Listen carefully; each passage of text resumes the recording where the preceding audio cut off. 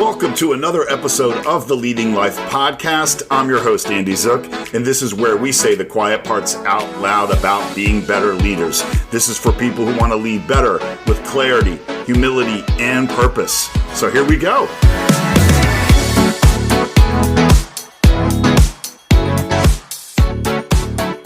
Right now, on today's episode, 10 cheat codes for an amazing life. Yes, you are listening to the Leading Life Podcast, where we talk about what it takes to grow, lead, and live with purpose. I'm your host, Andy Zook, and each episode here is designed to give you simple, real-world tools to help you show up as your best self in work and in life. So I'm going to say the quiet parts out loud for you. No fluff, no listener traps, just actionable steps that you can take today. So why this episode matters to you is that it is packed full of concepts that I think we already know, but not necessarily practice. And hopefully there's quite a few in here you didn't know, because many of life's most critical fine print details are left out of our initial upbringing. So if life came with a standard warning label, these are some of the most important things that would be on it. And that's really how this episode started. I started thinking in my head, what are like 5 to 10 things that would be in the instructional manual for life that we never get? And so I thought of what I would put in there, and then I did research and asked questions to people about what many of the things they thought were missing, and that's how I came to this episode. And here's the sentence I really want you to remember, is that we're all in this process of learning. Life does not come with an instruction manual or warning on the label.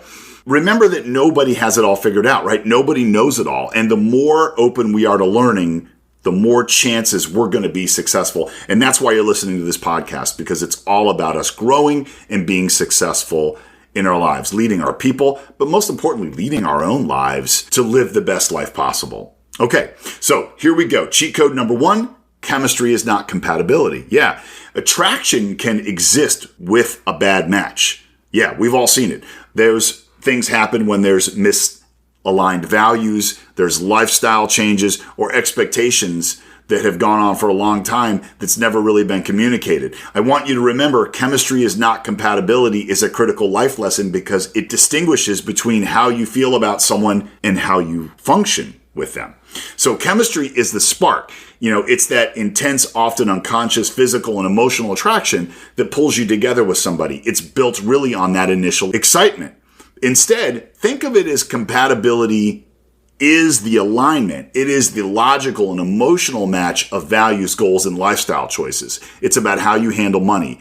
It's whether you want kids. It's how you resolve conflict after that initial excitement fades. And in 2026, a lot of psychologists often point to attraction bias, our evolutionary tendency to prioritize physical sparks as a major reason we start overlooking red flags. So chemistry can blind you. Intense emotions can lead to that cognitive dissonance where you rationalize away obvious mismatches. So remember, beyond just liking somebody, high compatibility is defined by conflict repair. So you don't just argue well, but you both successfully repair the connection afterwards. Or life flow sync, your daily habits, sleep patterns, social needs, and financial management mesh without friction. And then consistent peace.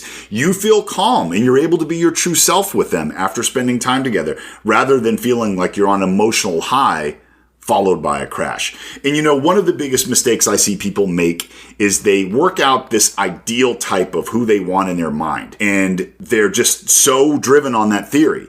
And they see somebody across the room and wow, that looks just like that person I have in my mind. And they say, that fits exactly what I'm looking for. Even if the other person resists the attraction, they will try to convince them that they are right for them based on looks alone or the excitement of the chemistry. That chemistry is usually one-sided. Then they work hard to fit these puzzle pieces together, forcing them to fit. Eventually, the chemistry changes as it's one-sided, and they get tired of working to try to make it work.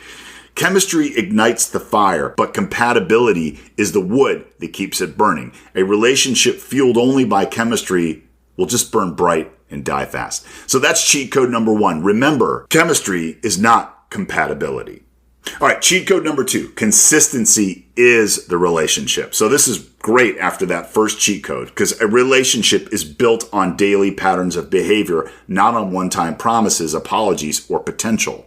So when life's big gestures get the attention, it's more of the predictable daily patterns that define the bond. So choose reliability over intensity. High intensity moments are usually just spikes, but real trust is built through the boring stuff, showing up on time, doing what you said you do, and being emotionally available for your partner day after day. The potential fallacy here is that you are in a relationship with the person's current habits, not their best version or their future potential. If their consistent behavior is hurtful or neglectful, that is going to be the relationship. Remember that small, consistent acts of kindness, the bids for connection, create a reservoir of goodwill that allows a relationship to survive the inevitable big storms. And they happen to everyone. So if you want to know the future of a relationship, don't look at the promises made. Look at the average of the last 30 days. That average is your reality. Maybe think about your closest relationships right now. How would you rate the consistency there? All right. So that was number 2. Consistency is the relationship. All right. Cheat code number 3. If expectations aren't spoken, you know what? They don't exist. Yeah. Testing people instead of telling them what you want is a setup for failure, not true communication. And psychologists often call unspoken expectations silent relationship killers. This can be for any area of your life, work, home, friendships, whatever, because people end up relying on the myth of mind reading rather than the reality of communication. So we often assume if someone truly loves or knows us and who we are, they should just know what we need. In reality, expecting others to guess your needs is a setup for guaranteed disappointment. So when silent expectations aren't met, we often interpret it as a lack of care or disrespect, and that can lead to resentment. And that is a killer. That will slowly erode the bond without the other person even knowing there's a problem. So remember, clarity is kindness. Be clear and explicit about your needs to the people around you. And then remember that an expectation doesn't actually count in a partnership until it has been explicitly discussed and agreed upon. So the takeaway here is if you haven't said it out loud, you don't have a right to be angry if it wasn't done. Trust me, I've learned this the hard way. I took over a store with a team of seasoned professionals who knew exactly how to do the work, yet they still needed expectations. They needed my expectations. If you haven't said it out loud, you don't have a right to be angry if it wasn't done. All right, so that was number 3. If expectations aren't spoken, they don't exist. Let's get to cheat code number 4. Resentment is an internal signpost.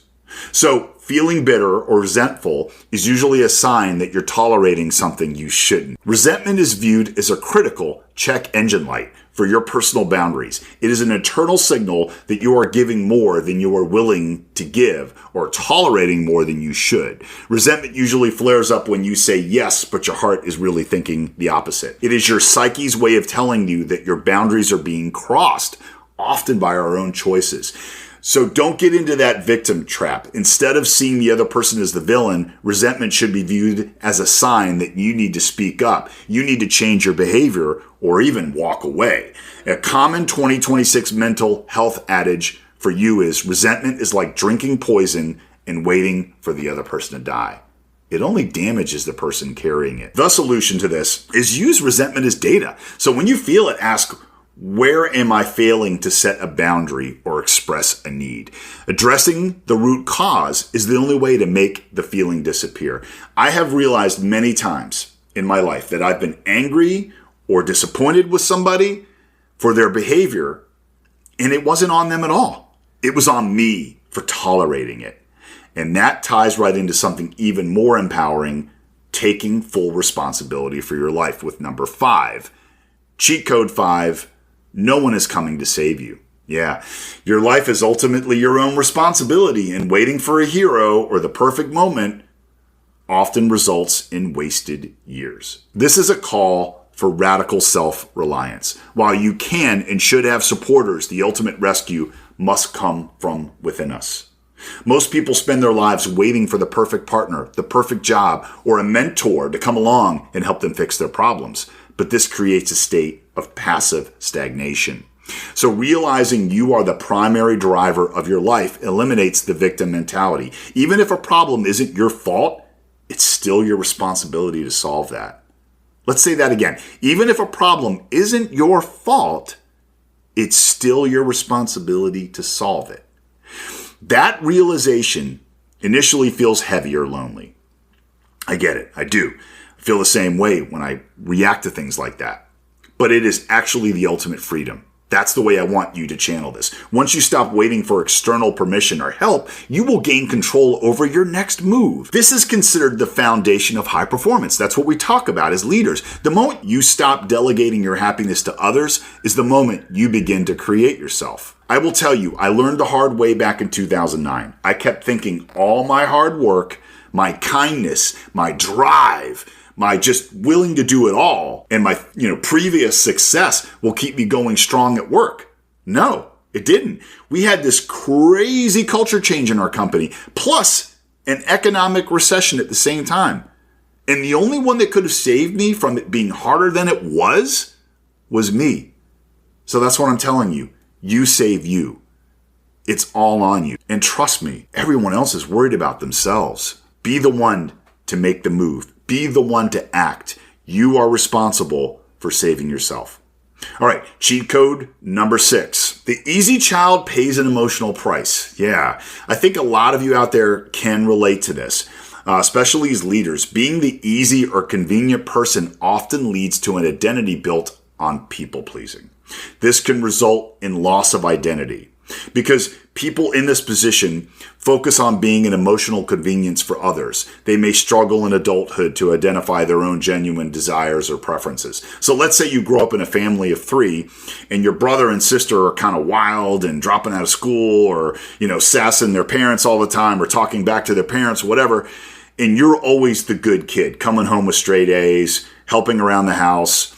That would be an example of the easy child. And they often learn to disown difficult feelings like anger or sadness, which leads to emotional numbness, chronic exhaustion, or maybe volcanic emotional eruptions later in life. They grow up believing that they are only valuable when they are useful, productive, or helping others, which often leads to perfectionism and burnout.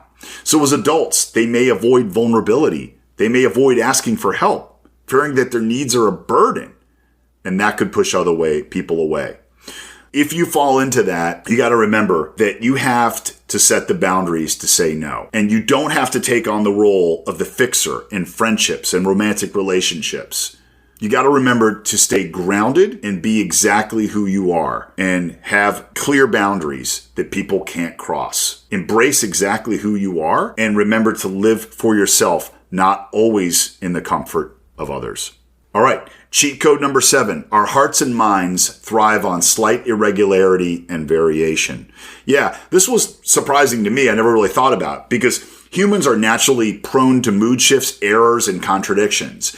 And demanding 100% consistency forces us to suppress our authentic and changing self in favor of a rigid machine-like mask that some of us wear. Striving to always appear calm, productive, and okay, quote unquote, requires immense psychological energy. This often leads to a hollowed out interior where the person can feel like an actor in their own life rather than a participant.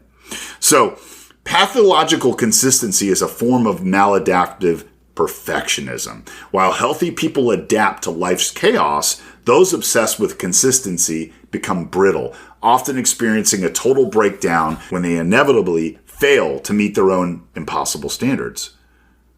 Remember that growth requires the willingness to be inconsistent. It requires us to be a beginner again, to change one's mind, and to make mistakes. A demand for perfect consistency prevents this evolution, trapping a person in outdated or idealized version of themselves. That's not reality. So here's the alternative. Instead of perfect consistency, aim for good enough. Aim for consistent progress. The ability to be different, the ability to be differently you, depending on the context, allowing for bad days without seeing them as a personal failure, is adaptive flexibility. Use self-compassion, recognizing that failure and consistency are universal human traits. Not everybody wins all the time. Authenticity over performance is more important. Prioritize genuine emotional expression over the maintenance of a flawless public or private image. So that's number 7, that our hearts and minds thrive on slight irregularity and variation. Lean in to those failing moments and be open to learning. Cheat code number 8, most opportunities are quiet. What does that mean? Well, success often comes not from being the loudest or most talented, but simply from being kind, reliable, and easy to work with. This refers to the idea that most significant life and career advantages are found in boring, repetitive, and unadvertised spaces rather than the viral wins or public announcements. Opportunities can act as cheat codes themselves because they bypass the intense competition of the loud world. So keep this in mind. Up to 70% of hires occur through the hidden job market, meaning referrals, internal promotions, and direct networking, rather than the public postings that people apply to. Advantage in your life often comes from zero talent traits, like showing up on time, being prepared, and remaining coachable. These boring habits compound into exponential success that looks like luck to outsiders. And high-value opportunities often happen in private DMs, casual comments, the golf course, or informal informational interviews where there is no pressure of a formal ask.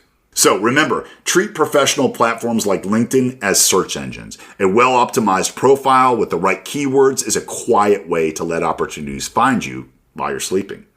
Reaching out to a company you admire before they post a job shows proactive initiative that stands out. And remember, real progress is decided in unglamorous days where the routine feels repetitive. The ultimate cheat code is simply not stopping when the initial excitement wears off. So, closing this cheat code out, in a world of noise, quiet leadership, leading with empathy and reflection, is increasingly recognized as a strategy for building more resilient teams. And by focusing on these quiet areas, we can move with intention and avoid the burnout of chasing high competition, low reward, public signals. All right? Remember, a lot of opportunities are quiet.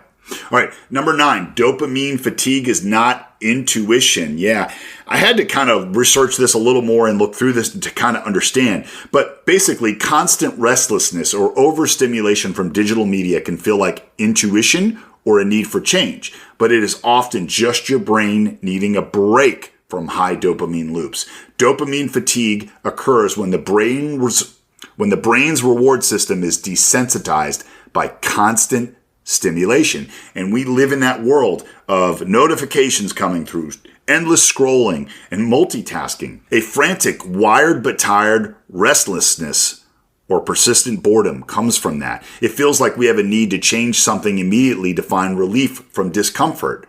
We also avoid silence or just pure boredom.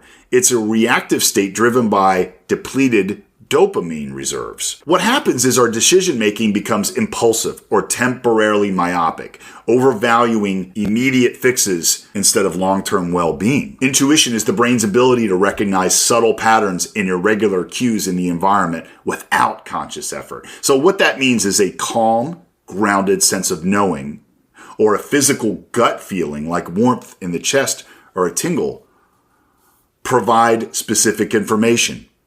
Decisions will feel aligned and stable, even if they are difficult to explain logically. So how do we, really distinguish that with all this technology and the changes in our world? Well, dopamine fatigue is frantic and fast. So intuition is usually still and certain. That's one thing. And if you sit in silence for 10 minutes, I'm just going to ask you if you can even do that. Does that feeling turn like an urgent itch to check your phone? If so, it's likely dopamine fatigue, not a hunch to change something in your life. Fatigue often manifests as a fog or a heaviness in our heads, while intention is usually typically felt, like I said, as a sensation in the body. I'm going to tell you that one thing I've learned about this in my life is whenever I went against my gut reaction, my gut feeling, I was going to lose. That's it. Yeah. whenever I went against what I knew inside my body, inside my gut, inside my head, and I went against it, everything went wrong. I now know when I look, especially over the beginning years of my life where I felt very strong about what I wanted to do, and then I convinced myself it wasn't possible because of society, I lost out on some of my dreams. I really want you to hear me. What you want to do, what you feel you are great at, something you feel that you have immense talent to show the world, I want you to pursue that. Listen to your gut. It's telling you what you should be doing. But maybe you grow up in a family where academia is everything and mom and dad, they want you to become a doctor, but you literally get a negative gut reaction to that, then it's not for you. Listen to what your body is telling you. Cheat code number 10. I don't want to be grim here, but I'm going to be honest, and you know what's coming. We're all going to die someday. The ultimate warning is that death is universal and certain. And acknowledging this reality is the only way to give your life's choices true urgency and gravity. I know it sucks. I know death is coming, but I don't want to really think about it. I don't want to accept it, but I know it's there. Like I said, I don't want to sound grim. Nobody amongst us is going to avoid it. It's coming for us. And unfortunately, some quicker than others. In a world of increasing social and professional pressure, this phrase serves as a reminder of shared human vulnerability. Recognizing that everyone faces the same biological end helps us strip away that performance of invulnerability. The outcome for everyone is eventually the same.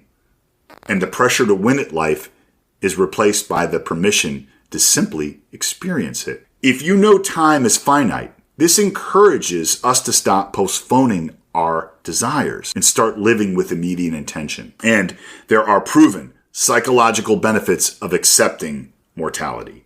One of the greatest things you can do daily is be in a state of gratitude. Contemplating mortality, often called memento mori, can really help us shift focus from what is lacking to the value of the present moment we're in. When life is viewed as finite, trivial concerns and petty grievances lose their power, allowing for a realignment toward work and relationships with high potential impact. And remember, failure is a natural part of a finite human's experience. And what all of us should be acknowledging here is our shared fate can increase empathy and compassion and make our relationships feel more urgent and precious. I had a protege years ago once ask me, how do I stay so motivated every day? And I thought about it for a day or two, and then it came to me. I am motivated every day because someday I won't have life at all anymore. I'm going to die. And so why not make the best of life now? Why not make the best of every moment I can and show up excited? So that's cheat code number 10, that unfortunately we're all going to die. Keep that in mind. Let it be your driver for living a truly intentional life. All right, quick recap. Cheat code number 1, chemistry is not compatibility. Number 2, consistency is the relationship. Number 3, if expectations aren't spoken, they don't exist. Number 4, resentment is an internal signpost. Number 5, no one is coming to save you. Number 6, the easy child can pay the emotional price. Number 7, our hearts and minds thrive on variation. Number 8, most great opportunities are quiet. And number 9, don't confuse dopamine with intuition. And number 10, we're all going to die someday. And so, with that said, this is your call to arms for the episode. You've learned the tools, the wisdom, and the hard truths today, but the real cheat code is understanding that time is the most precious thing we've got. So ask yourself, right now, while you're listening, what's one thing you'll change right now to make your life more aligned with your truest, deepest values? Because at the end of the day, we all have the same end date. And the question is, what will I do with the time that I currently have? All right, so that is my episode. I hope this impacted you for the better. And if it did, please leave me a rating or review on whatever platform you hear me on. Please hit subscribe so you won't miss another episode of the Leading Life podcast. And if this episode inspired you, share it with a leader, a friend, coworker, parents, your babysitter, anybody you think that it will help. And remember, The world gets better when us leaders lead our lives better. Until next time, I want you to lead with purpose, live with intention, and keep becoming who you were meant to be. But most importantly, go out and be the hero of somebody's story today. All right. Thanks for listening. I will talk to you more soon. Have a great rest of your day. Appreciate you. Bye.